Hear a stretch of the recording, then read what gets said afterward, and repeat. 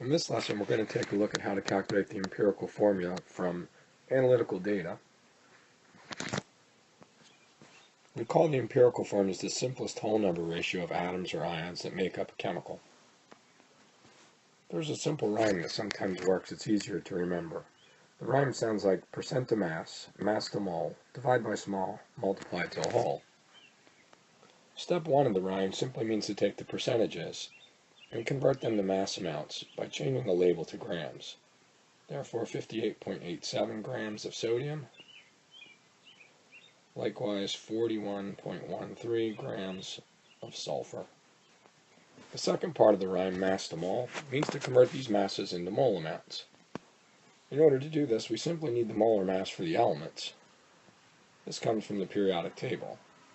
1 mole of sodium atoms would have a mass of 22.99 grams, and 1 mole of sulfur atoms a mass of 32.07 grams.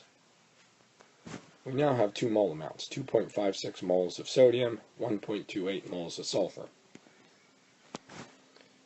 The mass is converted to moles simply by dividing by the molar mass of each element. The next part of the rhyme, divide by small, means to divide by the smallest of the two mole amounts. The reasoning for this is to try to create a whole number. Therefore, we're guaranteed that one of these whole numbers will always be 1. Since 1.28 is the smallest, we will divide each of them by 1.28. If we arrive at two whole numbers, or something extremely close to a whole number, we can accept these whole numbers and write a formula from them. In this case, we can see we get exactly 2 and 1 mole. By putting this back together in formula form, we end up with what we know as the empirical formula, Na2S. Generally, this number won't always be close to a whole number. Therefore, we may need to implement this last part of the rhyme, multiply to a whole, which means we would multiply each of these values, 2 or 1, by some other value until we created a whole number. Let's see if we can take a look at an example where we find this circumstance. Again, following the rhyme, we see that we have 89.14% gold. We'll simply take this percent and change it to a mass amount.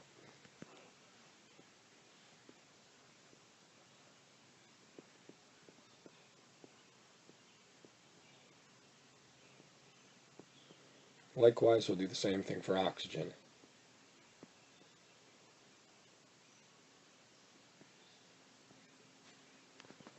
Next, we implement the mass to mole step. In this case, we'll have to look up the molar masses for the elements gold and oxygen. This will create two mole amounts, a mole amount for gold and a mole amount for oxygen.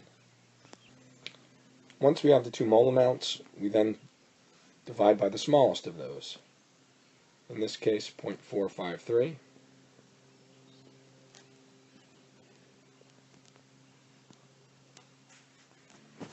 We can see when we divided, we did not get two whole numbers or anything very close to two whole numbers.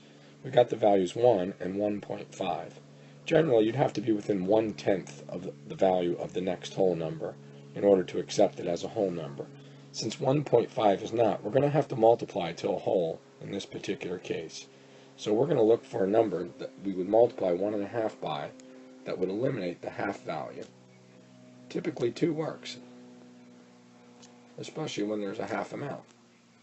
Therefore, we would end up with 2 and 3 as our mole amounts.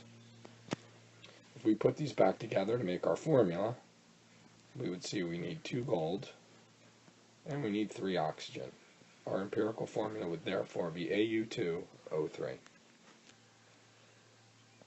This final step of multiplying is not always necessary because sometimes the values that you receive from the division excuse me, are already in whole number form or extremely close to whole number form.